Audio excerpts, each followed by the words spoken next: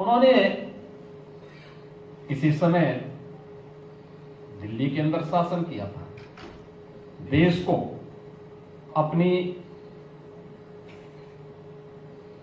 क्रूरता से एक भय के माहौल में बदलने का कार्य किया।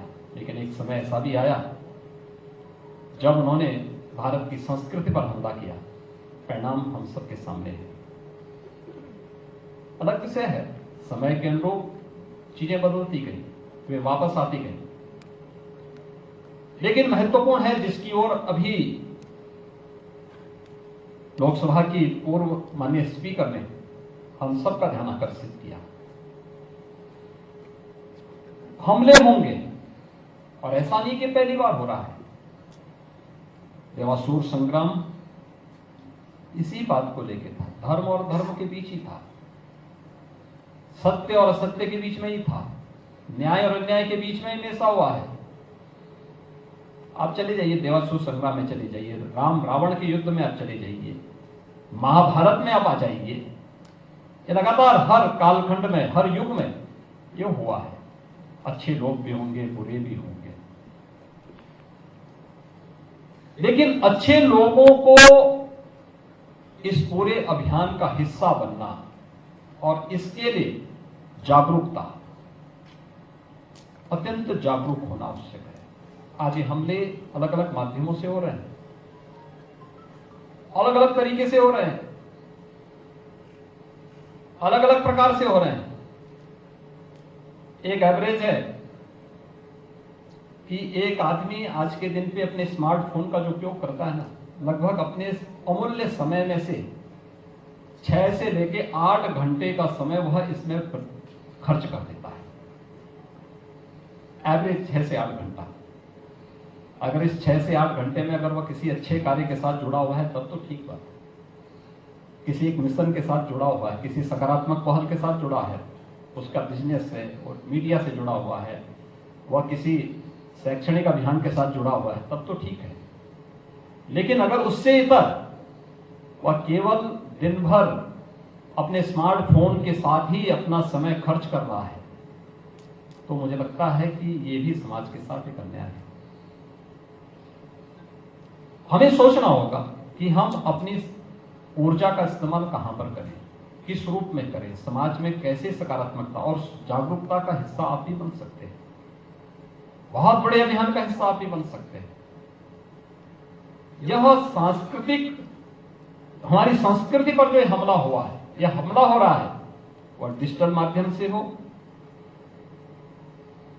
वह किसी अन्य माध्यम से हो, उसके तौर तरीके बदले हैं और उस तौर तरीकों को हमें समझना होगा। अरे आपने देखा होगा, हमारी पुलिस ने एक मामला पकड़ा है, स्मार्टफोन में गेमिंग के माध्यम से कन्वर्जन।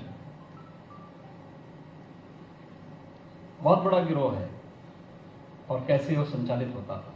गेम स्कूली टीनेजर्स की बात, उन्हें धीरे धीरे करके कैसे वहां लेकर के गए। इससे पहले एक और गिरोह का पर्दाफाश हुआ था, और मूक बधिर बच्चों को निशाना बनाते थे, मूक बधिर बच्चों को स्मार्टफोन दे करके, और उसी के माध्यम से उन्होंने इस अभियान को प्रारंभ किया।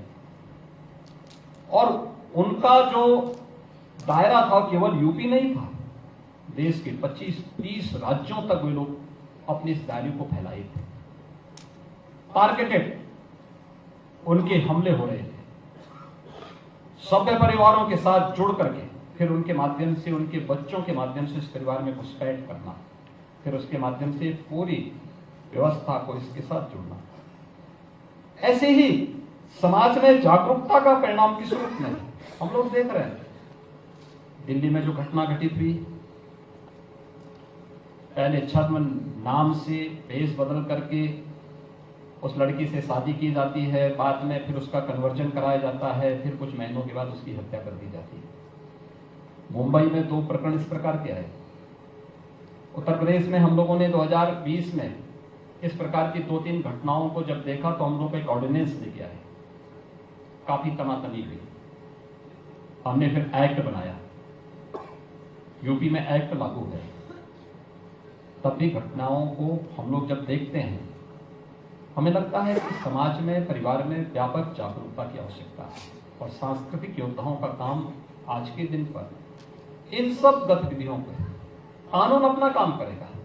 आप कानून को हाथ में मत लीजिए, आप पुलिस को सूचना दीजिए, लेकिन पुलिस की बात बाद में आती है।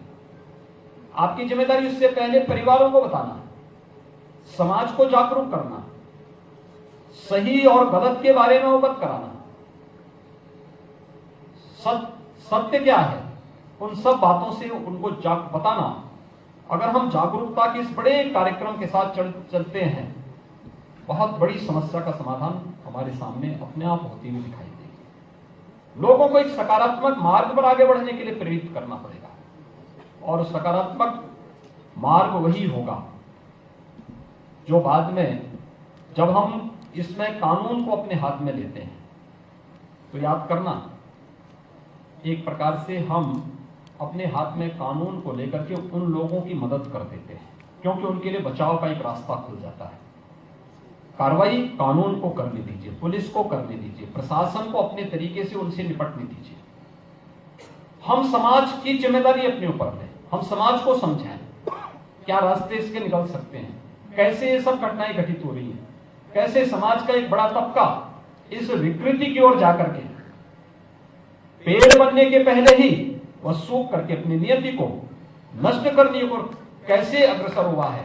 यह हम सब के लिए एक बड़ी चुनौती है, और इस दिशा में हम सबको मिलकर के कार्य करना होगा।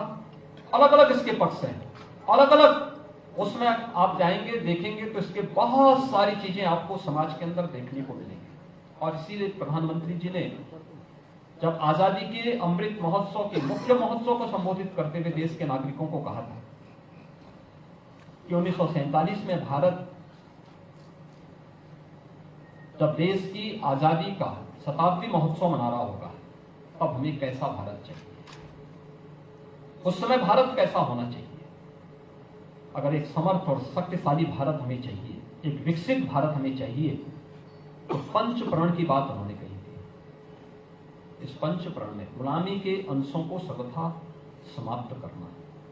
गुलामी के अंश किसी भी रूप में हो जो मैं मानसिक दास्ता की ओर अग्रसर कर रहे हो, जिसके कारण हमारी संस्कृति पर प्रत्यक्ष और प्रत्यक्ष रूप से हमले हो रहे हो, उससे पूरी तरह से अपने आप को अलग करना। उससे किसी भी प्रकार का कोई संबंध हमारे पास हमारा न होना। हम विरासत, अपनी विरासत का सम्मान कर सके। हमें समझना होगा हमारी जो परंपराएं हैं, हमारी जो एक लंबा इतिहास है, ये हमारी गौरवशाली अतीत का हिस्सा है। उस पर गौरव की अनुभूति करते हुए आगे बढ़ना। हम तकनीक का उपयोग करें, लेकिन तकनीक का दास न बने। तकनीक का हम अपने अनुसार संचालन करेंगे, हम तकनीक के अनुसार नहीं चलने लग जाएंगे, और इसके अनुरूप हमें अपने आप को तैयार करना होगा। समाज में सभी लोगों को एक समानता के साथ आगे बढ़ने का अवसर देना। हर व्यक्ति को अपनी योग्यता, अपनी क्षमता के अनुरूप आगे बढ़ने का अवसर तो मिले, लेकिन साथ साथ नागरिक कर्तव्यों के प्रति भी हम लोगों को जागरूक कर सके। हमारे नागरिक कर्तव्य क्या होने चाहिए, समाज के प्रति मेरा दायित्व क्या है, राष्ट्र के प्रति क्या है।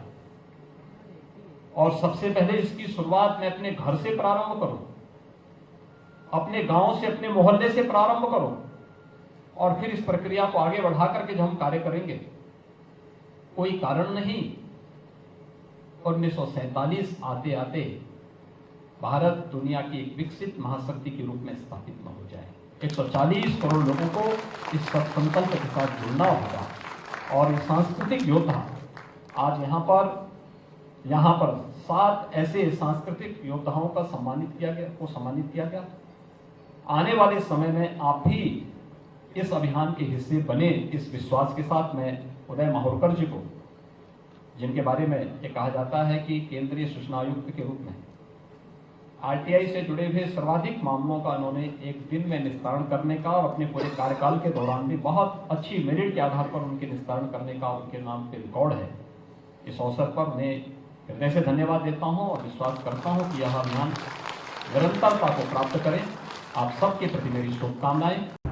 वीके न्यूज उत्तर प्रदेश उत्तराखंड, सच का सारथी।